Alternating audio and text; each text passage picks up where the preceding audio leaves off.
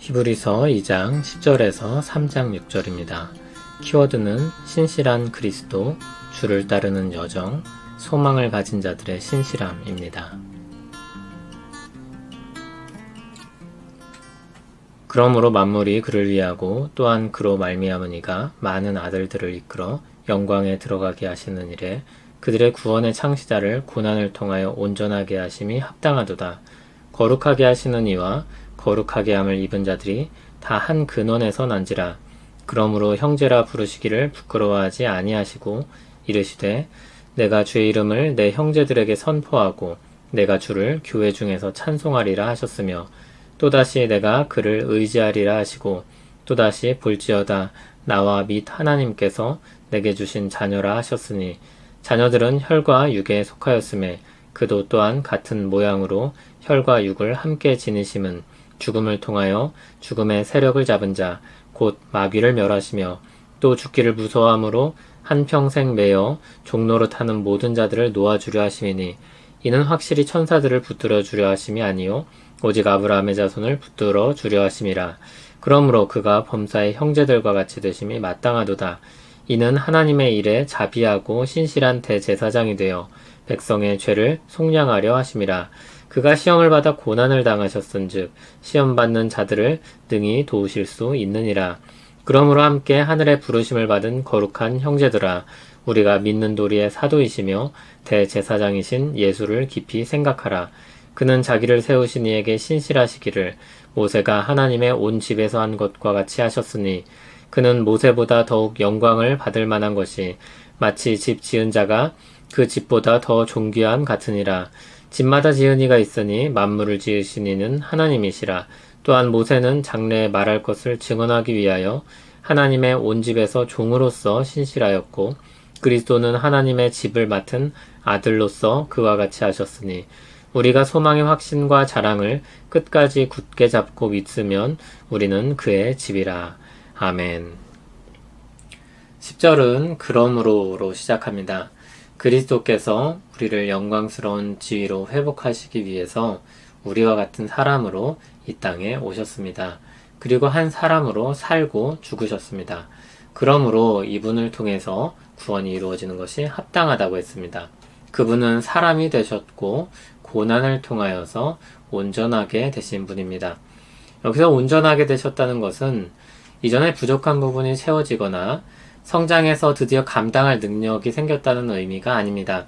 구원자로서의 직분을 맡을 준비가 갖춰졌다는 것입니다. 사람이 되셨고 고난을 당하심으로 사람들의 죄를 짊어질 준비가 된 것입니다. 그리하여서 거룩하게 하시는 그리스도를 통해서 믿는 자들이 거룩하게 함을 입습니다. 그분은 한 사람으로 오셔서 우리와 같은 존재가 되셨습니다. 한 근원에서 났다고 했습니다. 동일한 아버지에게서 난 형제라는 뜻입니다. 그래서 형제라고 불리는 위치에 서게 된 것인데 그리스도는 그것을 부끄러워하지 않으셨습니다. 12절은 시편 22편 22절을 인용해서 말합니다. 그분은 주의 이름을 형제된 사람들에게 선포하고 그들을 찬송하는 자리로 이끌어 가십니다. 13절은 이사야서 8장 17절 18절을 인용합니다. 그리스도는 구원받는 자들을 하나님이 자신에게 주신 자녀로 여기십니다. 이 말씀은 이사야를 통해서 주신 예언의 말씀이 이루어졌으며 그 대상이 믿는 우리라는 것을 확언해 줍니다. 이를 위해서 혈과 육에 속한 자녀들과 같이 그리스도께서 같은 모양이 되셨습니다. 그분 자신의 죽음을 통해서 우리의 죽음의 권세를 멸하셨습니다.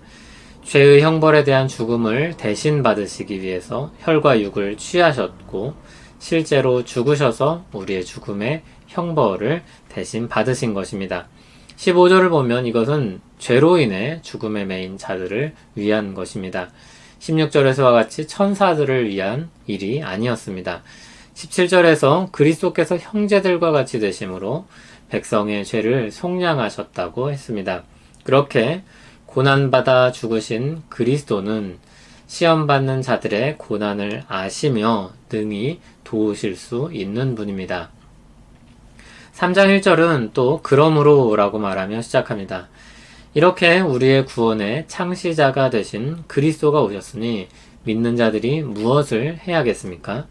그리스도를 통해서 하늘의 부르심을 받은 거룩한 형제된 사람들이 할 일이 무엇입니까? 그 예수를 깊이 생각하는 것입니다. 그분은 신실한 분으로서 믿을 만한 대상입니다. 여기서 신실함의 예로서 모세가 등장합니다. 유대인들에게 아주 특별한 인물입니다. 그는 하나님의 말씀을 따라서 신실하게 충성한 사람입니다. 그리스도도 그렇게 신실하게 충성하신 분입니다. 그런데 그리스도는 영광에 있어서는 모세 이상의 존재이십니다.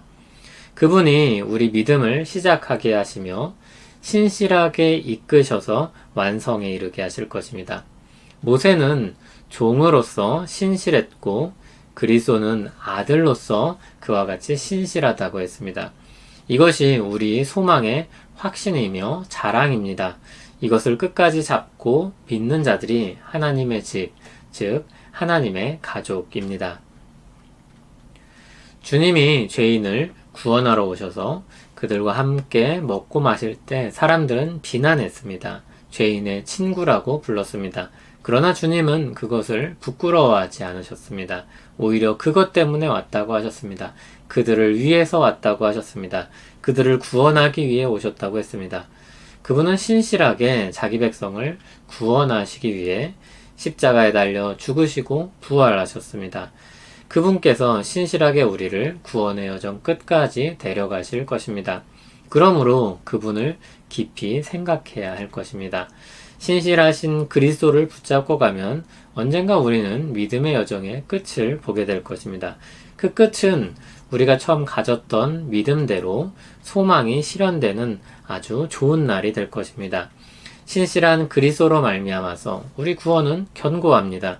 그 은혜의 복음을 듣고 믿음으로 첫 발을 내디뎠듯이 신실하신 그리스도를 따라서 계속해서 믿음의 여정을 가는 것입니다.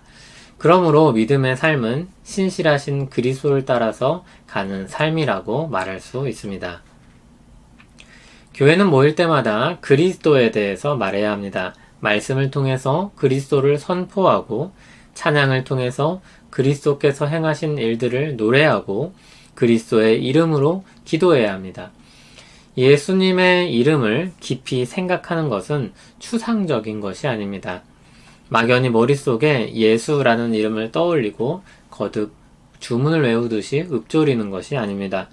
그분이 어떤 분이신지 말씀을 통해서 확인하고 그분이 행하신 일이 무엇인지 거듭 살펴보는 것입니다. 그러면 우리는 자연스럽게 이 신실하신 그리스도를 붙잡게 됩니다. 그분께 영광을 돌리게 됩니다. 그리스도를 깊이 생각할 때, 말씀을 통해서 거듭 확인할 때 우리가 깨닫는 것이 무엇입니까? 우리 마음에 일어나는 감정이 무엇입니까? 우리 앞에 계신 분이 이렇게 신실하구나. 우리를 이끄시는 분이 이렇게 믿을만하구나. 우리가 받은 구원이 이렇게 견고하구나. 내 연약함으로 인해 부끄러웠던 하루는 그리스도의 신실함으로 또 뒤덮이는구나. 다시 일어나서 신실하게 따를 수 있는 위로와 힘과 소망을 주시는 분이구나. 이러한 마음을 우리에게 주시는 것입니다. 이것을 알고 깊이 새기고 그 믿음 위에 우리의 모든 삶이 올려지는 것입니다. 칼빈이 고백했듯이 우리 심장을 하나님께 올려드리는 것입니다. 신실하게 그리고 즉시로 올려드리는 것입니다. 신실하신 그리스도로 말미암아 우리가 구원의 은혜를 누리게 되었습니다. 우리와 같이 되셔서 우리 대신 죽음을 죽으시고 우리를 죄와 사망에서 건지신 주님을 찬송합니다. 신실하신 주님이 우리를 끝까지 이끄실 것을 믿습니다. 신실하게 그 뒤를 따라가길 원하오니 힘주시옵소서. 예수님 이름으로 기도합니다. 아멘.